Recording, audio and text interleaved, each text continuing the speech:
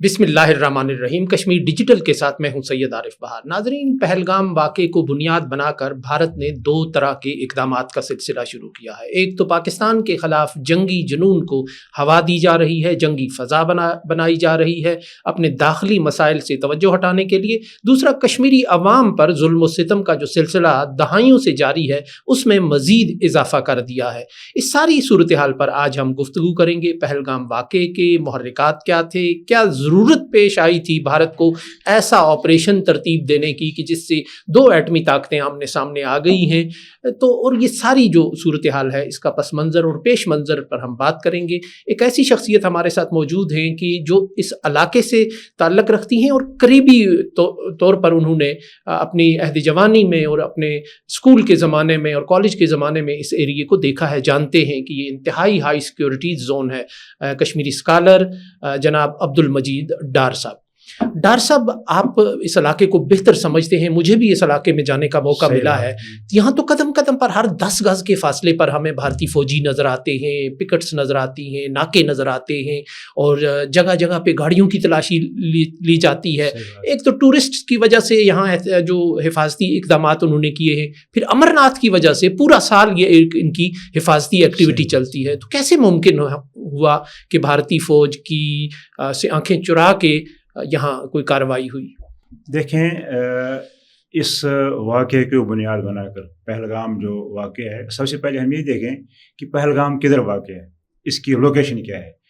یہ ضلع اسلام آباد یا جس کو جموں کشمیر میں یا انڈیا میں اننت ناگ کے نام سے جانا جاتا ہے، اس ضلع کا ایک علاقہ ہے، سرحد ایریا ہے، اور یہ تقریباً LOC سے 200 کلومیٹر سے بھی زیادہ دور ہے۔ تو یہاں کوئی چانسز نہیں ہے کہ یہاں کوئی در انداز یا کوئی جس طرح ہندوستان اس کو الزامات لگا رہا ہے۔ اتنا فاصلہ طے کر کے بہت فاصلہ طے کرنا۔ دوسری بات یہ ہے کہ یہ جو امرناتھ کا جو سلسلہ ہوا ہے یہ انڈیا نے خود کروایا۔ اس کی میں آپ کو کافی سارے ان کے جو بہت سارے مقاصد ہیں، تو اس میں ایک مقصد سب سے پہلے یہ کہ جس طرح پاکستان نے سرکاری سطح پر ہندوستان کو یہ آفر کی ہے کہ آپ نے الزام لگایا کہ پاکستان نے کروایا ہے، پاکستان سے ملیٹنٹ آ گئے یا کوئی در انداز آ گئے، تو سب سے پہلے اس کی تحقیقات کروائی جائے، تھرڈ پارٹی، تیسری پارٹی کے تھرو، تو تاکہ اس سے پتہ چلے گا کہ واقعی پاکستان نے کروایا یا کسی اور نے، انڈیا نے خود کروایا۔ کیونکہ ہندوستان کی ایک روایت ہے، اس سے پہلے پلوامہ کا حملہ ہوا، وہ بھی ہندوستان نے خود کروایا۔ تو اس کے نتیجے میں کیا ہوا؟ اس کے نتیجے میں یہ ہوا کہ جب حالات افراتفری ہو گئی پورے کشمیر میں، پورے ہندوستان میں، ہندوستان کی حکومت ہے، مودی حکومت، ایک طرح کے جو ماحول جو کریٹ کیا، تو اس کے نتیجے میں ایک بہانے کے طور پہ استعمال کیا اس کو، دفعہ 370 اور 35A کا خاتمہ کیا۔ درست۔ اور اس سے پہلے ہی انہوں نے لوگوں کو کچلنا شروع کر دیا۔ درست۔ اور آج کا جو واقعہ ہے، لیکن اس سے پہلے بھی تو کچھ واقعات ایسے ہوئے، مثلا یہ ہے کہ چٹھی سنگھ پورہ کا جو واقعہ ہے، اس طرح کا واقعہ، اس میں پھر انہوں نے مغرب کو استعمال کیا، قوانین ایسے بنائے، پھر جن کو کشمیر کی تحریک کو بھی دہشت گردی کے ساتھ جوڑنے کی کوشش ہوئی۔ اس سے پہلے الفاران کا واقعہ بھی اسی علاقے میں ہوا، جو اسی پہلگام ایریا میں وہی ہوا۔ درست۔ اور وہ بھی انڈیا نے خود کروایا، انڈیا کی جو خفیہ ایجنسیز ہیں انہوں نے خود کروایا واقعہ بھی۔ تو اس پہلگام کا جو معاملہ ہے، جو انسیڈنٹ ہے، اس کے کئی مقاصد ہیں انڈیا کے سامنے۔ ایک مقصد یہ کہ خوف ہراس پیدا کیا جائے ہندوستان میں، پاکستان میں، کشمیر میں، اور ہندوستان ہمدردی یہ ظاہر کرے، ہمدردی حاصل کرے، مغربی دنیا کی سپورٹ حاصل کرے کہ دیکھیں آج دوبارہ پاکستان مظلومیت کا جو کارڈ ہے وہ اس کھیلے۔ ایک پہلو ان کا یہ تھا۔ دوسرا پہلو یہ تھا کہ یہ جو اب سیزن گزر رہا تھا گرمیوں کا، ہندوستان سے لاکھوں کی تعداد میں سیاح آ رہے تھے کشمیر سیر کے لیے، تو اس کو سبوٹاج کرنے کے لیے، تاکہ کشمیر کی جو معیشت ہے، کشمیری عوام جو ہے ان کی معیشت مضبوط سے مضبوط تر ہو جاتی، اس کو ختم کرنے کے لیے اس معیشت کو ختم کرنے کے لیے کشمیری عوام کو معاشی طور پر کمزور کرنے کے لیے ہندوستان نے یہ ڈرامہ رچا. بعض لوگوں کا یہ بھی کہنا ہے کہ اب ظاہر ہے کہ وہاں انہوں نے الیکشن بھی کروا لیے اور ان کے اپنے سپریم کورٹ نے کہا تھا کہ کشمیر کی جو اسٹیٹ ہوڈ ہے جموں و کشمیر کی اس کو بحال کیا جائے. عمر عبداللہ بھی دھیمے سروں میں اب یہ مطالبہ کرنے لگے تھے, عوامی سطح پر بھی یہ مطالبہ اٹھنے لگا تھا. اس کو اوائڈ کرنے کے لیے بھی تو کہیں یہ مقصد بھی تو نہیں تھا ان کا. میں یہی گزارش کر رہا ہوں کہ ہندوستان کے بہت سارے مقاصد ہیں. سب سے پہلے میں نے جو گزارش کی, جب ٹورسٹ وہاں نہیں آیا, لیکن اس ٹورسٹ کے دور میں بھی کشمیری عوام نے اپنی بے مثال قربانیوں کا مظاہرہ کیا, جو پوری دنیا نے دیکھا, ہندوستان نے دیکھا کہ کشمیری ان کا وہ کوئی مذہب نہیں دیکھتے, وہ انسانیت دیکھتے ہیں. انہوں نے کس طرح لوگوں کی جو سیاح آئے تھے, ٹورسٹ آئے تھے, ان کو کس طرح بچایا, اپنی جان کو خطرے میں ڈالا. بلکہ پہلگام میں اس جو واقعہ ہوا, اس میں ایک لڑکا تھا گھوڑے والا جس کا نام عادل تھا, تو اس نے ٹورسٹ کو بچاتے بچاتے اپنی جان گنوائی. اور وہ کہا جا رہا ہے کہ اس میں ایک اور لڑکا بھی تھا جس کا نام تھا نزاکت شاہ.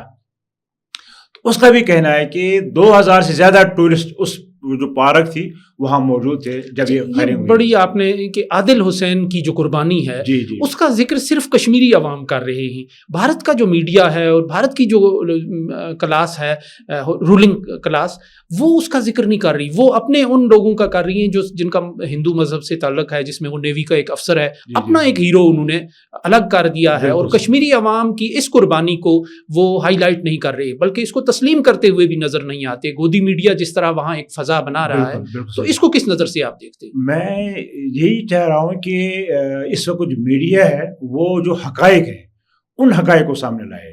مطلب ہندوستان اپنے مقاصد جو اس کے ہیں وہ ہائی لائٹ کرے گا. تو میں یہ سمجھتا ہوں کہ کشمیریوں کا کیس اس وقت سامنے آنا چاہیے.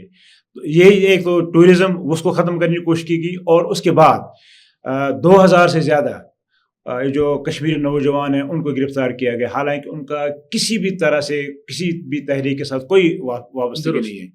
اسی طرح بہت سارے بھارت میں جو نشانہ بنایا جانے لگا کشمیری طلبہ کو, اسی طرح بہت سارے کشمیریوں کے مکانات ایسے ہیں جن کو بارود کے ذریعے ڈھیر کیا گیا, دھماکہ کیا گیا, شہادتیں کی ہوئی ہے.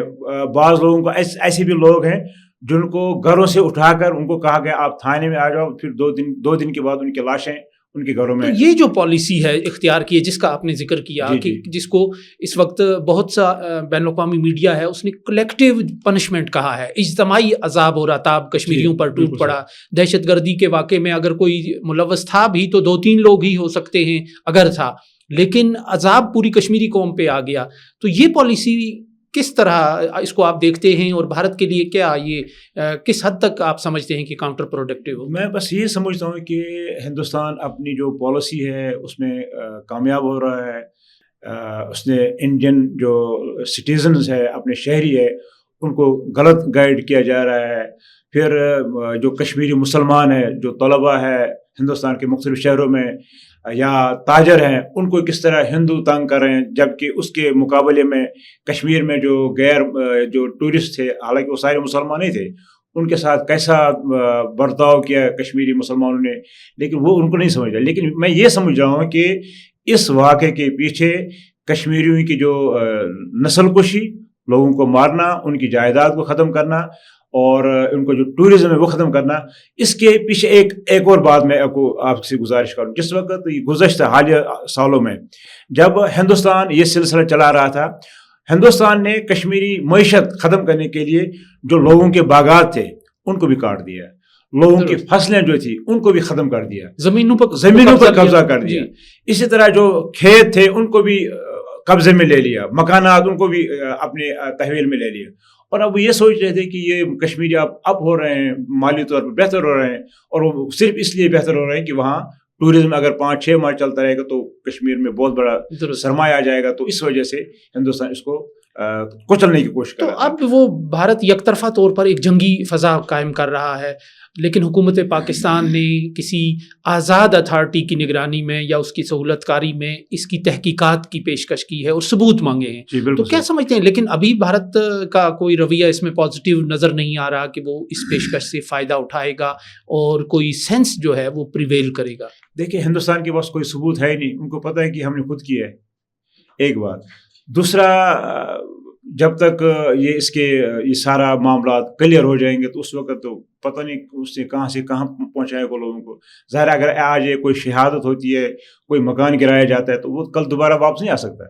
تو ہندوستان جس لحاظ سے بھی اپنے مقاصد میں جو مکروہ عزائم ان کے ہیں اس میں کامیاب ہو رہا ہے، اور جو اس کو کشمیری عوام کی جو مطلب جو ان کی معیشت ہے، ان کا جو روزگار ہے، اس کو کچلنے کی کوشش کی جا رہی ہے اور کشمیری نوجوانوں کو ختم کیا جا رہا ہے.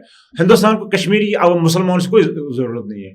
ابھی دیکھیں آپ، ان نے کتنے دفعہ 370 اور 35A کے بعد کتنے باہر کے لوگوں کو یہاں نیشنلٹی دی. مطلب وہ ڈیموگرافی چینج کرنا چاہتا ہے، وہ اسی صورت میں اب تو اوپنلی آوازیں اٹھ رہی ہیں کہ ہمیں کشمیر کے لوگوں کی نہیں، وہاں کی زمین کی ضرورت ہے. کوئی ضرورت نہیں ہے، جو انتہا پسند ہیں وہ اوپنلی یہ بات کہہ رہے ہیں. ابھی آپ دیکھیں کہ ہندوستان نے ریلوے لائن وہاں پہنچا دی ہے، صرف اور صرف یہ کہ مستقبل میں ہم یہاں کشمیری مسلمانوں کو ختم کر کے یہاں ہندو آباد کریں گے. تو یہ اصل چیز ہے. اور میں یہ سمجھتا ہوں کہ یہ سلسلہ چاہے پلوامہ واقعہ ہو، چھٹی سنگھ پورہ واقع ہو، یا کوئی الفاران واقع، یا آج پہلگام، یہ سلسلے چلتے رہیں گے ہندوستان کی طرف سے. اور یہ اس وقت تک چلتے رہیں گے جب تک مسئلہ کشمیر کا کوئی پرامن حل اقوام متحدہ کی قراردادوں کے مطابق نہیں نکل آتا. پھر جا کر یہ مسئلہ کلیئر ہو جائے گا. حالانکہ ہندوستان کو پتہ ہے کہ پاکستان بھی ایٹمی قوت ہے، ہندوستان بھی ایٹمی قوت ہے. معمولی کوئی اگر ایک دوسرے کی طرف کو کوشش کریں گے تو یہ پورا خطہ، چھوٹی سی جو ہے، چھوٹی سی غلطی جو ہے نا، آگ بہت بڑا سانحہ میں تبدیل ہو جائے گا. درست. تو یہ اصل چیز یہ ہے کہ اس کو ہندوستان کشمیری مسلمانوں کو ختم کرنا چاہتا ہے اور دیر پا مقاصد ہیں اس کے. بہت بہت شکریہ عبد المجید ڈار صاحب. ناظرین، عبد المجید ڈار صاحب آج جو پوسٹ پلوامہ پہلگام سچویشن تھی اس پہ بڑی سیر حاصل گفتگو کر رہے تھے. امید ہے آج کی گفتگو آپ کو پسند آئی ہوگی. اس کے ساتھ ہی اجازت دیجیے. اللہ نگہبان.